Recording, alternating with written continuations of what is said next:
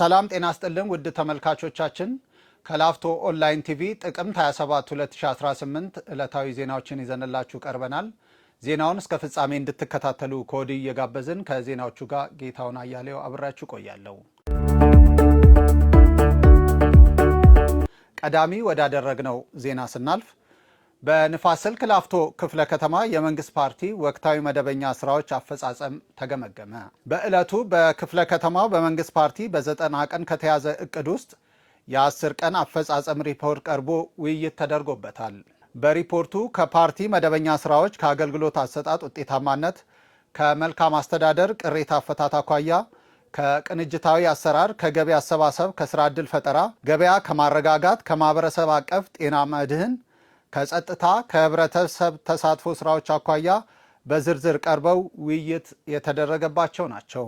የክፍለ ከተማ ዋና ስራ አስፈጻሚ ጽሕፈት ቤት ኃላፊ አቶ ጸጋዬ ሳሉ በመንግስት በፓርቲም ከተከናወኑ ተግባራት አንጻር የተሻለ አፈጻጸም ያሳዩ ተግባራት ቢኖሩም በተቋማትና በወረዳዎች ላይ እኩል ትኩረት የተሰጠው ባለመሆኑ የአፈጻጸም ልዩነት መኖሩን አንስተዋል። የአገልግሎት አሰጣጥ፣ የመልካም አስተዳደርና የቅሬታ አፈታት ተግባራት በየጊዜው እየተፈተሹ በመሄድ የማህበረሰቡን የአገልግሎት እርካታ ከማረጋገጥ ባሻገር የህዝብ ተሳትፎ በሚጠይቁ ተግባራት ላይ የህብረተሰቡን አቅም መጠቀም እንደሚገባም ተናግረዋል። የክፍለ ከተማው ብልጽግና ፓርቲ ቅርንጫፍ ጽሕፈት ቤት የፖለቲካና አቅም ግንባታ ዘርፍ ምክትል ኃላፊ አቶ ጥላሁን አረጋ የፓርቲና የመንግስት ተግባራትን አቀናጅቶ ለመምራት የተካሄደበት ርቀት የተሻለ መሆኑን አንስተው የሪፎርም ተግባራትን በአግባቡ ከመተግበር በራስ አቅም ኮሪደር ልማት ስራዎችን ከማስቀጠልና የትምህርት ለትውልድ ተግባር ላይ ትኩረት አድርጎ መስራት እንደሚገባ ገልጸዋል።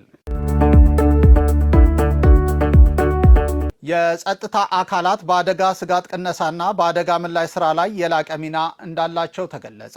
በዛሬው ዕለት በአዲስ አበባ ከተማ አስተዳደር እሳትና አደጋ ስራ አመራር ኮሚሽን የንፋስ ስልክ ላፍቶ ክፍለ ከተማ ቅርንጫፍ ጽሕፈት ቤት ስልጠና ሰጥቷል። ስልጠናውን ከ500 በላይ የሚሆኑ የጸጥታ አካላትና የሰላም ሰራዊት አባላት በተገኙበት በንድፈ ሐሳብና በተግባር ላይ የተደገፈ መሆኑ ተመላክቷል።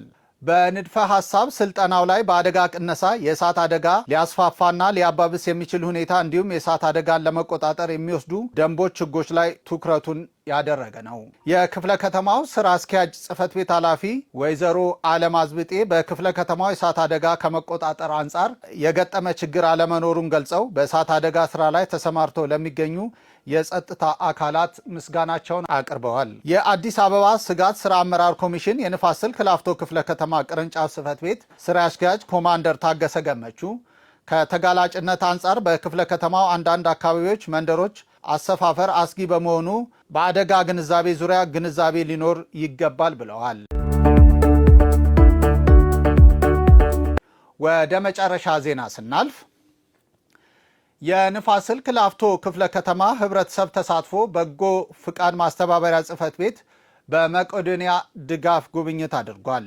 በዛሬው ዕለት የክፍለ ከተማው ህብረተሰብ ተሳትፎና በጎ ፍቃድ ማስተባበሪያ ጽሕፈት ቤት ከክፍለ ከተማው ሴት አመራር ጋር በመተባበር በመቄዶንያ ድጋፍና ጉብኝት አድርገዋል።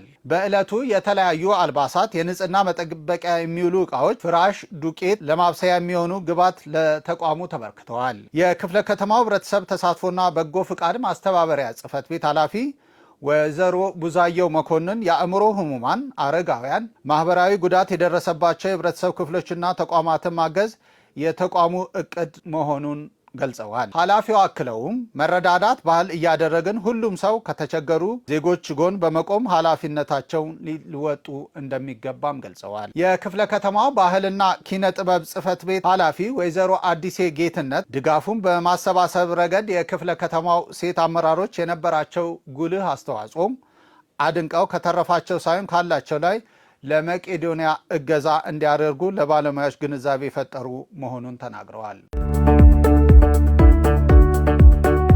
ከላፍቶ ኦንላይን ቲቪ ሲተላለፍላችሁ የነበረው ዕለታዊ ዜና ይህን ይመስል ነበር። ዜናውን ስለተከታተላችሁ ከልብ እያመሰገንን በያላችሁበት ሰላም